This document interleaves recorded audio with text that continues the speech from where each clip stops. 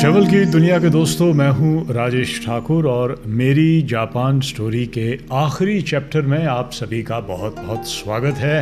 अगर पहली बार आप मेरे चैनल पे आए हैं तो सब्सक्राइब ज़रूर कीजिएगा। दुनिया भर में घूमता फिरता रहता हूं दोस्तों और बड़ी कमाल की और बढ़िया बढ़िया जगहों पे आपको ले जाता हूं। वहाँ की कहानी, वहाँ का इतिहास और कुछ बड़ी मज़ेदार बातें जो मैं एक्सपीरियंस करता हूँ वो मैं आपके साथ शेयर करता रहता हूँ।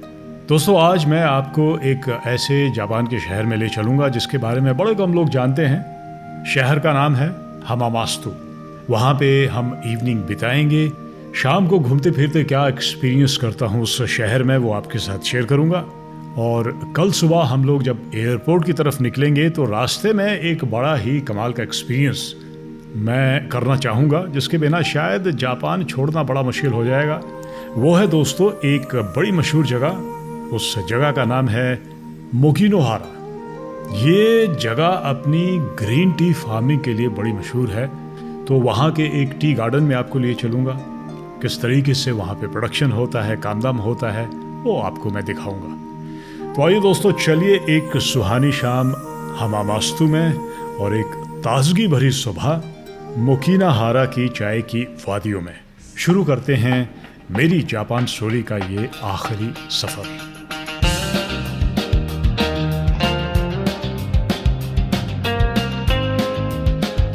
ब्रेक के लिए यहाँ पे रुके हैं और ये एक मिल्क ब्रेड है और साथ में ऑटोमेशन मशीन से ये कॉफ़ी निकली है। बड़ा मज़ेदार ये एक छोटा सा सर्विस स्टेशन है। छोटा तो नहीं कहूँगा, काफ़ी बड़ा है। पिछली तरफ को बहुत सारे यहाँ पे जो आई थिंक जापानीज़ स्टाइल्स में केक पड़े हैं, बेक्ड चीज़ें पड़ी है और कॉफ़ी की तो चाय कॉफ़ी की बड़ी ज़बरदस्त एक बहुत वेंडिंग मशीन लगी है जहाँ पे आप सेलेक्ट करते हैं कि क्या आपको पीना है। विद मिल्क चाहिए, विदाउट मिल्क चाहिए, शुगर के साथ चाहिए, बिना शुगर के साथ चाहिए, काली चाय चाहिए, हरी चाय चाहिए, सब कुछ यहाँ पे मिल जाता है। आप सेलेक्ट कीजिए, उसमें अपना मनी डालिए और थोड़ी देर में वो कॉफ़ी आपकी बन के आ जाती है। तो फ़िलहाल हम ले रहे हैं ब्रेक और एंजॉय कर रहे हैं जापानीज़ ब्रेड। दोस्तों, हम लोग पहुँचे हैं जापान के एक शहर में और शहर का नाम है हमामात्सु। यहाँ पे अभी भी हमने चेक इन किया है और 10वें माले पे हमारा ये कमरा है और कमरे से बाहर का बड़ा ही ज़बरदस्त व्यू है। सामने दोस्तों ये यहाँ का कासल भी है। फ़िलहाल ये कासल बंद हो गया है। अगर वक्त मिला तो कल इसको एक्सप्लोर करेंगे। तो दोस्तों, हम लोग यहाँ कॉनकॉर्ड होटल में रुके हैं। ये जापान के शहर में फ़िलहाल हम लोग डिनर के लिए सोच रहे हैं बाहर जाएं। यहाँ पे भी रेस्टोरेंट है, यहाँ पे सिर्फ ईल्स मिलती है। तो लेट्स सी, क्या पता हम वहाँ पे बैठ के डिनर करते हैं। तो दोस्तों, फ़िलहाल हम लोग निकले हैं यहाँ पे और 10-15 मिनट की वॉक हमें बताया गया है यहाँ से। अगर आप होटल से, ये हमारा होटल है पीछे, यहाँ से वॉक करके हम थोड़ा एक्सप्लोर कर रहे हैं इस सिटी को। ये सिटी जाना जाता है, जैसे कि थोड़ी देर पहले मैंने आपको बताया है, सुजुकी के लिए और यामाहा मोटरसाइकिल अगर आप ड्राइव करते हैं। तो दोस्तों, इस शहर में जन्म हुआ है आपकी उस गाड़ी का और बड़ा इंटरेस्टिंग मज़ेदार ये शहर भी लग रहा है। अभी थोड़ी देर पहले दिल किया कि शायद ऊपर जाके मैं कासल पे जाऊं, लेकिन ये फ़िलहाल कासल आज शाम के लिए बंद हो गया है। आसपास का माहौल मुझे बड़ा हेल्दी नज़र आ रहा है। काफ़ी सारे लोग इवनिंग में जॉगिंग पे निकले हैं।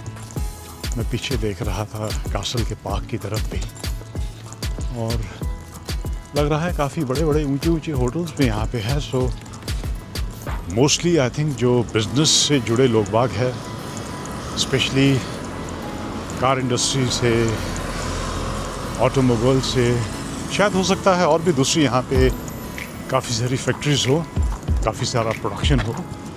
तो उसके बारे में भी आपको मैं बताऊँगा। फ़िलहाल आइए ज़रा एक्सप्लोर करते हैं इस एक अननोन शहर को। एक्चुअल में हमारी आइटनरी पे ये शहर था नहीं, क्योंकि हम अभी वापस टोक्यो की तरफ जा रहे हैं, तो रास्ते में आई थिंक इवनिंग हमारी हो गई थी, तो यहाँ इस होटल में एक रात के लिए हम लोग रुके हैं। तो चलिए इस शहर को भी एक्सप्लोर किया जाए। तो दोस्तों, हमने फाइनली एक और बड़ा कॉर्नर शॉप, ये ट्रेडिशनल सा मुझे जापानीज रेस्टोरेंट लग रहा है। आज हमने सुशी खाने का डिसीजन लिया है और एक इनका ये स्पेशल डिश है, इसका नाम है ग्रेट वैल्यू सुशी। 30 पीसेस है और जिसमें टूना स्प्लिट, टूना सैलेड, तो बड़ा लंबा चौड़ा ये ऑप्शन है। तो आज हम लोग ये ट्राई कर रहे हैं और आपको ज़रूर बताता हूँ कि कितनी अलग है हमारी जो सिडनी में हम लोग अलग अलग वहाँ पे भी खूब सारी सुशी खाते हैं, तो अलग क्या है। तो हमारी जो सुशी की थाली है वो आ गई है और अब इसको हम ट्राई करेंगे, जस्ट टू सी कि हमारा जो सिडनी में मिलता है उससे ये कितना अलग है।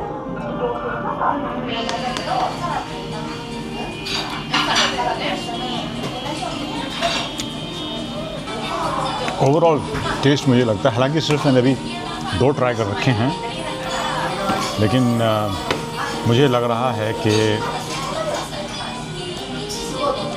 एक अलग एक्सपीरियंस दोस्तों सुशी का। और क्योंकि इसमें काफ़ी पीसेस है, आई थिंक 30 पीसेस है और डिफरेंट फिशेस है, डिफरेंट तरीका है। एक नया एक्सपीरियंस हमामात्सु में जापानीज डिनर। दोस्तों, ये सुशी खा के अभी निकले हैं और एक डिफरेंट एक्सपीरियंस। और फिलहाल आइए थोड़ा इवनिंग वॉक करते हैं। लेकिन ये सिर्फ सड़कों पे चलना ही नहीं है, बल्कि इतिहास से भरे इस शहर को महसूस करना भी है। और ये एक ऐसा शहर है जो संगीत, समुराय और समंदर तीनों का संगम है। हमामात्सु का इतिहास सैकड़ों साल पुराना है। यहाँ का सबसे बड़ा प्रतीक है यहाँ का कासल। थोड़ी देर पहले मैंने आपको होटल रूम से भी वो दिखाया था, लेकिन अभी इवनिंग में वॉक करते हुए यहाँ से देखिए इस कासल को, जो कि कभी तोकुगावा यहाँ पे शासन किया करते थे। ये दोस्तों वही शासक है जिन्होंने पूरे जापान को कंट्रोल किया और वो पूरे जापान के शोगुन बने। यही नहीं दोस्तों, ये शहर जो है वो समुराई के लिए भी जाना जाता है और आज इसे संगीत की राजधानी भी कहते हैं। यामाहा और कवाई जैसे वर्ल्ड फेमस म्यूजिकल ब्रांड्स दोस्तों यहीं से शुरू हुए हैं और इसीलिए हमामात्सु को कहते हैं सिटी ऑफ म्यूजिक। इस शहर के पास एक बड़ी खूबसूरत लेक भी है जो बहुत शांत है, बड़ी खूबसूरत है। और वहाँ पे दोस्तों जापान की एक बहुत मशहूर ईल उस लेक में पाई जाती है, जो कि यहाँ की बड़ी मशहूर लोकल डिश भी है, जिसे ये कहते हैं उनागी। आज जब मैं इन सड़कों पे चल रहा हूँ, जहाँ लैंप की रोशनी है, धीमी हवा है और सब कुछ शांत है, तो लगता है कि ये शहर कुछ कह रहा हो। मेरे बीते कल को महसूस करो और मेरे आज को जी लो। गुड मॉर्निंग दोस्तों, जापान की एक और सुबह में आपका बहुत बहुत स्वागत है। हमामात्सु में हम लोग रुके हैं और आज हमारा जापान में आखिरी दिन है। तो अर्ली मॉर्निंग, अर्ली तो नहीं कहूँगा, लेट मॉर्निंग है, लगभग 9 बजे का समय है। एक तरीके से बड़ा हेल्दी ब्रेकफास्ट आज हम करेंगे, क्योंकि यहाँ से हम लोग निकल रहे हैं एयरपोर्ट की तरफ। लेकिन रास्ते में टी फार्मिंग, यहाँ की जो ग्रीन टी होती है, उस एक फार्म में हम लोग जाएंगे, उसको एक्सपीरियंस करेंगे। ब्रेकफास्ट में बड़ी कमाल की चीज़ें हैं दोस्तों। एक और बड़ी कमाल की चीज़ होती है, यहाँ की लेक में ईल जो फ़िश है वो पाई जाती है, उसके साथ ये एक बड़ा ज़बरदस्त लेंथ के राइस बनाते हैं। तो कल रात को ऐसे डिनर करने का हमारा वो प्लान था, लेकिन हम कहीं किसी और रेस्टोरेंट में चले गए थे। लेकिन आज सुबह सुबह ये स्पेशलिटी ट्राई करने का भी हमको मौका मिल रहा है। तो एक जापानीज़ हैवी ब्रेकफास्ट के साथ शुरुआत कर रहे हैं दोस्तों आज अपने दिन की, और आपसे मुलाकात करते हैं आगे रास्ते में। दोस्तों फ़िलहाल हूँ मैं जापान का ये नंबर 1 ग्रीन टी गार्डन है। बड़ा ही मज़ेदार दोस्तों इसका इतिहास भी है। और ये जिस फार्म में मैं आया हूँ, इस फार्म की ख़ास बात ये है कि यहाँ पे जो चाय है ये साल में 4 बार इसकी फसल होती है।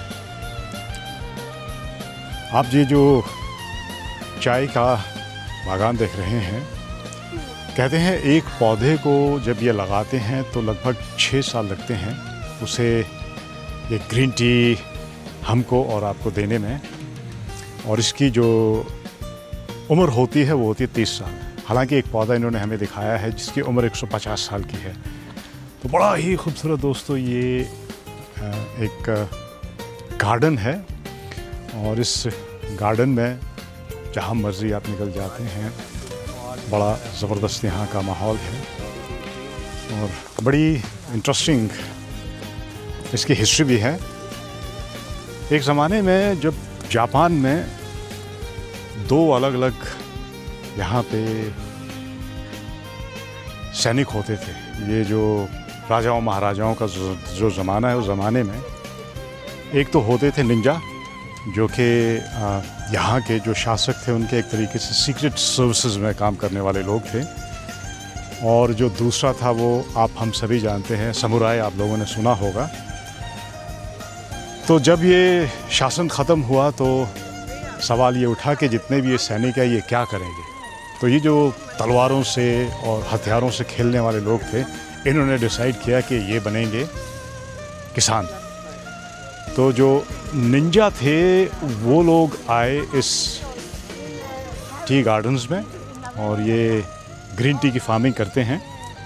और जो समुराई है वो जो चावल की बड़ी ज़बरदस्त खेती यहाँ पे होती है वो खेती करते हैं। तो बड़ा दोस्तों कमाल का ये एक फार्म है। और मैं देख रहा हूँ कि उस तरफ एक मशीन है जो फ़िलहाल काट रही है। तो इसकी बड़ी इंटरेस्टिंग बात यह है कि जो हाथ से कॉफ़ी निकाली जाती है वो स्वादिष्ट होती है और ज़्यादा आई थिंक हेल्दी भी होती है, एक्सपेंसिव भी होती है। क्योंकि एक इंसान जो काम पूरा दिन में करता है वो ये मशीन कुछ ही घंटों में कर डालती है। लेकिन क्योंकि उस सफाई से ये नहीं निकाल पाती है, चुन पाती है, क्योंकि जब आप मैं थोड़ा क्लोज़अप लूँगा इन पत्तियों का, जो ऊपर पत्तियाँ होती है वो ग्रीन टी होती है, जो नीचे वाली होती है अभी वो आ रही होती है। तो एक बड़ा ही कमाल का दोस्तों ये एक्सपीरियंस है इस टी गार्डन में। अभी थोड़ी देर में ज़रा हम ट्राई मारेंगे इसकी जो माचा आइसक्रीम होती है, जो ग्रीन टी होती है। अच्छा, माचा भी एक अलग चाय है। उस चाय की ख़ास बात यह है कि वो साल में सिर्फ एक ही बार उसकी खेती होती है। ये जो ग्रीन टी आप देख रहे हैं ये एक साल में 4 बार इसकी कटिंग करते हैं। अच्छा, यहाँ पे एक और बड़ी कमाल की चीज़ जो आप देखेंगे वो यहाँ पे कुछ पंखे लगे हैं। आप देख रहे हैं कि पंखा चल रहा है। ये क्या होता है कि यहाँ पे सुबह सुबह बड़ी ज़बरदस्त जब मिस्ट होती है या धुंध होती है तो ये काफ़ी डेलिकेट होती है पत्तियाँ। तो इन पत्तियों को बचाने के लिए, ताकि वो ऊपर ही ऊपर जो भी धुंध आती है, ये पंखे जो है वो काम करे और पत्तियाँ यहाँ पे बिल्कुल ठीक रहे, तो इसका इस्तेमाल यहाँ पे किया जाता है। ये दोस्तों जिसकी मैं आपको बात बता रहा था कि एक पौधा यहाँ पे है चाय का, 150 साल पुराना है। वाओ, मे बी इंसानों की कितनी 3-4 जनरेशन, 150 ईयर्स ओल्ड। हालांकि एक पौधे की जो नॉर्मल पौधा होता है उसकी उम्र होती है 30 साल, लेकिन ये ग्रीन टी का पौधा 150 साल पुराना है। इस सिटी का नाम है माकिनोहारा और ये जापान के शिजुओका प्रेफेक्चर में आता है। ये पूरा का पूरा शहर सिटी जाना जाता है ग्रीन टी के लिए और यहाँ पे ग्रीन टी की फार्मिंग होती है। ज़्यादातर जो यहाँ पे फार्म है उसको कोई कॉर्पोरेशन ओन नहीं करती, तो ज़्यादातर इंडिविजुअल ओनर है और उनके जो भी एक पूरा का पूरा इलाका है वहाँ पे खेतीबाड़ी होती है और वहीं खेतीबाड़ी के बीच में एक फैक्ट्री बनी होती है जहाँ पे उसका प्रोडक्शन होता है और फिर उसको वो ओवरसीज़ या यूँ कहीं जापान में भी बड़ी ज़बरदस्त कंजप्शन है। अब तो दुनिया भर में लोग ग्रीन टी के दीवाने हैं। तो दोस्तों फ़िलहाल हम अंदर है यहाँ पे जो ग्रीन टी है उसकी क्या क्या प्रोडक्ट्स बनते हैं। यहाँ पे ड्रिंक्स बहुत सारी है, चॉकलेट्स बहुत सारे हैं और पूरा का पूरा ये फैक्ट्री अंदर जब आते हैं तो यहाँ पे ग्रीन टी के प्रोडक्ट्स तो बड़ा ही हेल्दी है। जापान के लोग तो यहाँ पे होटल्स में मैंने हमारी जो नॉर्मल चाय होती है वो देखी ही नहीं, क्योंकि होटल्स में जहाँ पे भी रुके हैं वहाँ पे सिर्फ ग्रीन टी आपको मिलती है। हालांकि कॉफ़ी साथ में जो मेरी आजकल शुरू हुई होगी वो रखी है। अभी देखिए यहाँ पे ये माचा आइसक्रीम है, उसको हम थोड़ी देर में ट्राई करेंगे। सारा ग्रीन टी का प्रोडक्ट है। तो हरे रंग की चाय की दुनिया में दोस्तों हम हैं फ़िलहाल। यहाँ पे कुछ टेस्ट करने के लिए चीज़ें पड़ी हुई हैं, तो ज़रा उसको भी हम टेस्ट करेंगे। This one better? I thought this is better.